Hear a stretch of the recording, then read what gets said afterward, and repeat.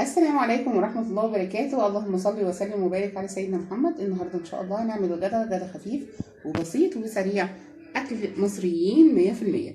هنعمل بطاطس بالصلصة، وكمان هنعمل الملوخية بكل تركاتها، والرز حبة بحبة بكل تفاصيله. هعلمك ازاي تعمليه للمبتدئين. أنا عارفة طبعا حبايبي كلهم ما شاء الله عليهم، بس المبتدئين اللي هم ما بيعرفوش يظبطوا الرز الحبه وحبه هخليكي تظبطيه من اول مره. يلا بينا على طول نبدا الوصفه ونسمي بسم الله ونقول تعمل ازاي الغدا الجميل ده. يلا بينا على طول نبدا الوصفه ونسمي بسم الله. عندنا ميه مغليه على النار، هننزل بقى بسلق الفراخ. بسم الله. هنسلق الفرخه. انا فصلت الصدر عن الجناح.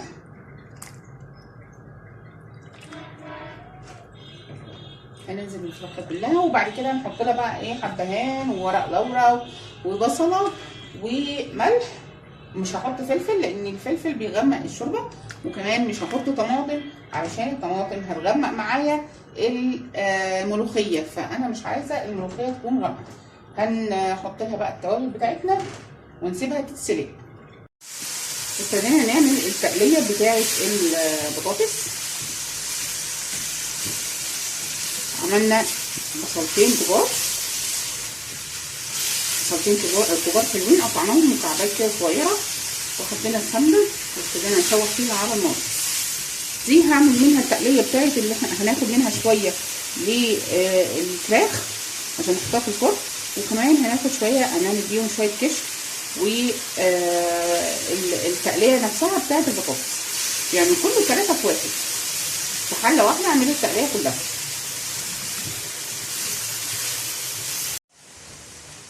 كده البصلايه بتاعتنا خلاص دبلت خالص، ما تخليهاش تحمر قوي. هننزل عليها بكيسين من الصلصه. عندي كيسين صلصه، كل كيس بمعلقه، معلقه كبيره.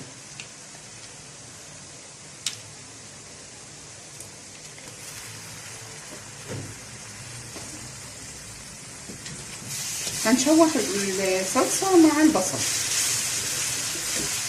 علشان تطلعي الماده المالحه بتاعتها، وكمان الصلصه بتاعتي بتتسبك مع البصل الاول.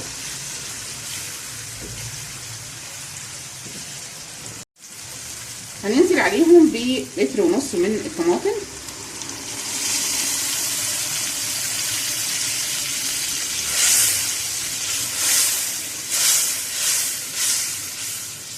هنديها شويه صغيرين من السكر علشان بس الحدقان بتاع الطماطم، شويه صغيرين خالص، ربع معلقه صغيره، وهسيبها تتسبك. مش هحط لها توابل دلوقتي غير لما تغلي معانا شويه. غليت معانا كده الصلصه او التقليه تمام. هنضيف ايه بقى؟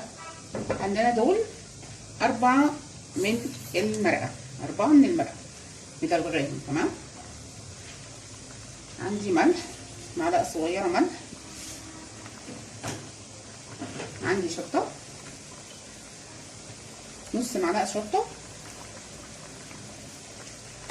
وعندي فلفل اسود نص معلقه. وعندي كزبره هناخد لها معلقه مليانه شويه عشان هي بتحط الكزبره شويه تمام. فهنقلب كده ونسيبها بقى تتسبك، وقبل ما نحط البطاطس هنطلع منها شويه عشان الفراخ، هنطلع منها عشان نعمل الفراخ في الفرن. اتسبكت معانا الصلصه تمام. هنشيل منها شويه عشان نعمل بيهم الفراخ.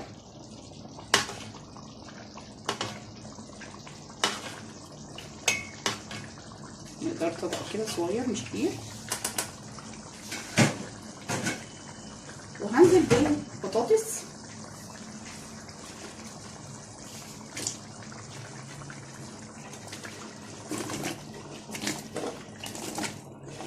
بطاطس مكعبات،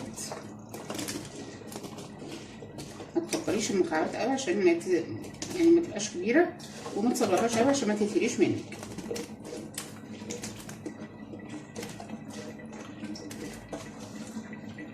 هنسيبها تغلي غلوه قبل ما نحط لها الشوربه.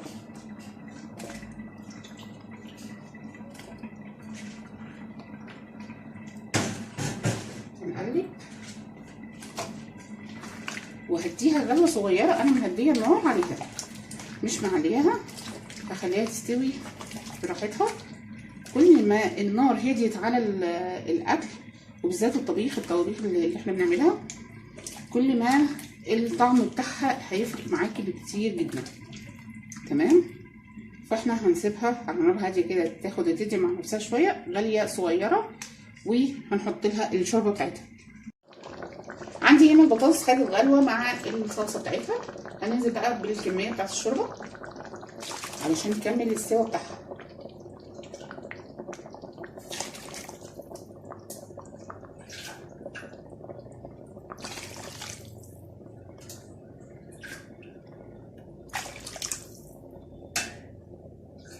هنحط شويه ونقلب ونشوف الكميه.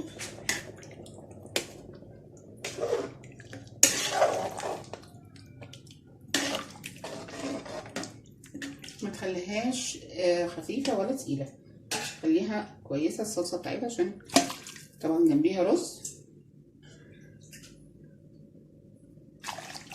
بس كده هنسيبها بقى تكمل سواها، ما تهريهاش قوي عشان كل ما تغلي كل ما تتهري معاكي البطاطس.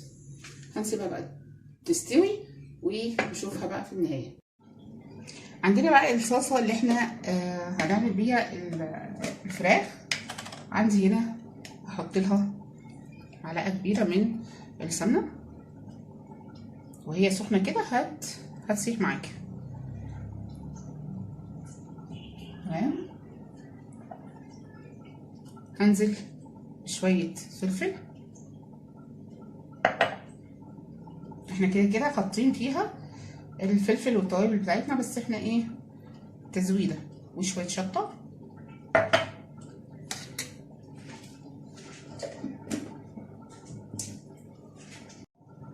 وعندي مكعب من المرقه.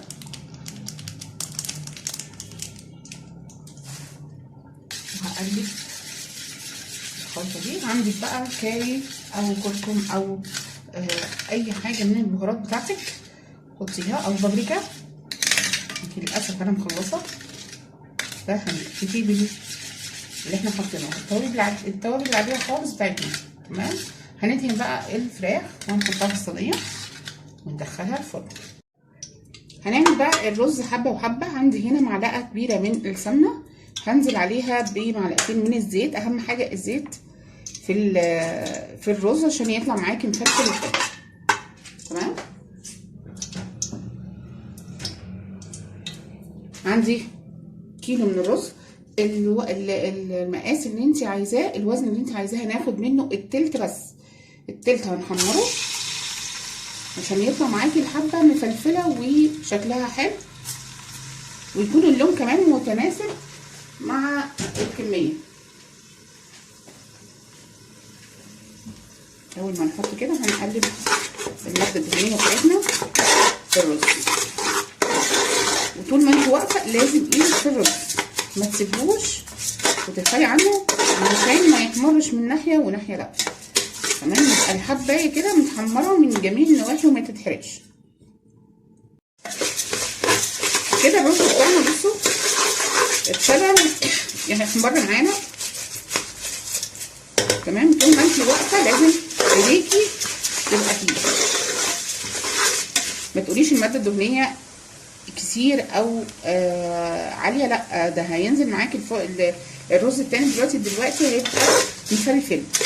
لازم تبقى الماده الدهنيه تبقى حلوه فيها، ما تنقصيش عشان ما يطلعش معجن معاكي ويطلع ناقص ماده دهنيه ويبقى ناشف.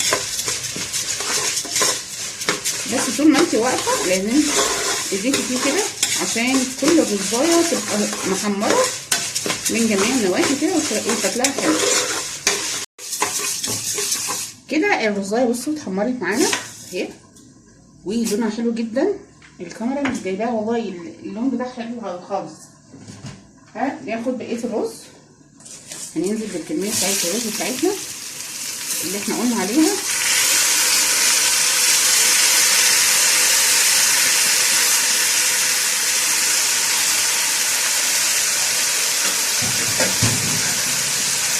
وهنقلب.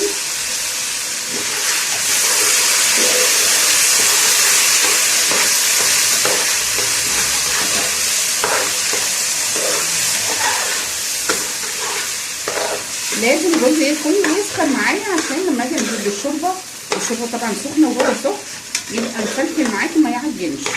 دي من اهم العوامل اللي بتعملي بيها الرز الحبه وحبه. بصوا اللون، بصوا لون الرزايه عامل ازاي. الرزايه حبه وحبه ده يعني ما تستعجليش وانت بتقلبي كده، ما تستعجليش عليها خالص وانت بتقلبيها، بتخمريها.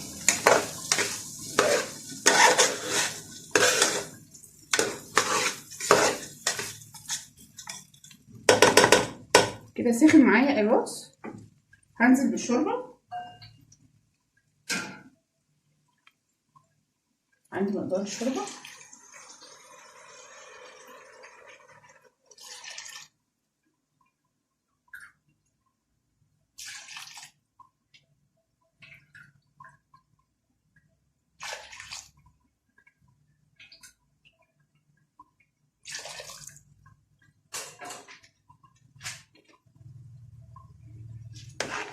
هقلب كده من القلب بتاعها حلو جدا، ما تخليش الشوربه كتير فيها عشان برضه ما يعجنش، ولا تقللي الشوربه فيها علشان ما يبقاش ناشف. تمام. هحط ملح وهظبط الطعم بتاعه. مش هحط شوربه ماجي لان انا طبعا هحطها شوربه من بتاعه الفراخ. لو انت هتحطي تعمليه بالميه يبقى حطي شوربه ماجي. تمام. هنحط الملح بقى ونسيبه بقى يستوي ويتشرب براحته. عندنا بقى الملوخيه هنعملها. عندي الشوربه على النار بتغلي، عندي مكعبين مرق دجاج، وبرده شوفي الملح بتاع الشوربه الاول قبل ما تحطي المرق. هنسيبهم يذوبوا كده معاها كده. دابت المرقه. هنجيب الملوخيه بتاعتنا بعد ما خلطناها، وعندي المضرب ده اسهل طريقه للملوخيه عشان ما تكتلش معاكي. هننزل بالملوخيه وكميه الملوخيه بتاعتنا. هنبتدي بقى ندوب الملوخيه بتاعتنا لحد ما تفك خالص، وقبل ما نطش الطشه بتاعتنا لازم الريم ده كله يطلع. عايزه يبقى ليها عرق حلوه معاكي، ما تنشفيش الملوخيه على الاخر، خلي فيها سنه ميه شويه صغيرين بعد ما تغسليها وتنشفيها، خلي فيها سنه ميه. هنعمل ايه في الريم؟ خلاص كده عندي المعلقه بتاعتي، همسك الريم ده كله واطلعه قبل ما اعمل لها الطشه. لازم الريم ده يطلع. ليه؟ لان الملوخيه معاكي هتسود لو سبت لها الريم ده. تمام. وهنعمل الطشه بتاعتنا كده. بصوا بقى بعد ما شلت الريم بتاعها اهو، لازم يبقى القوام بتاعها كده اهو. بس هنجيب الناحيه الثانيه اهو كده، ليها عرق كده شويه علشان لما تيجي تغمزيها بالعيش تطلع معاكي. هنعمل بقى الطشه بتاعتها وكده خلاص. عندنا بقى الطشه بتاعتها هنحط معلقه سمنه،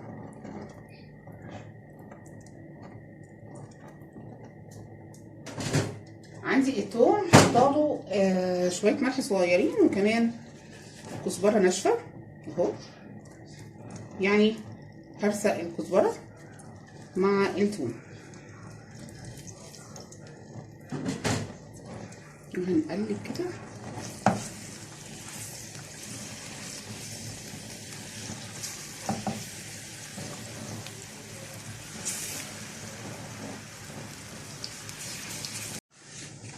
كده. الثوم بتاعنا احمر، هنحط على طول على الملوخيه.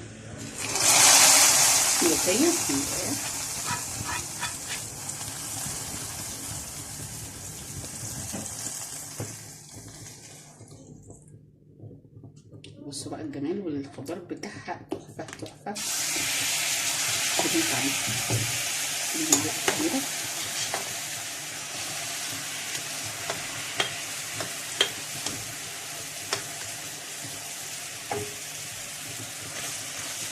لازم تعملي الحركه دي عشان تاخدي كل التوم اللي في الطاسه.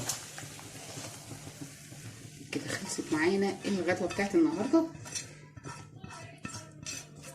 كده تمام، خلصنا الغدا. كده خلصنا بقى الغدا بتاعنا. بصوا بقى ما شاء الله، الله اكبر، يعني حاجه كده تفتح النفس. يلا اتفضلوا معانا بقى.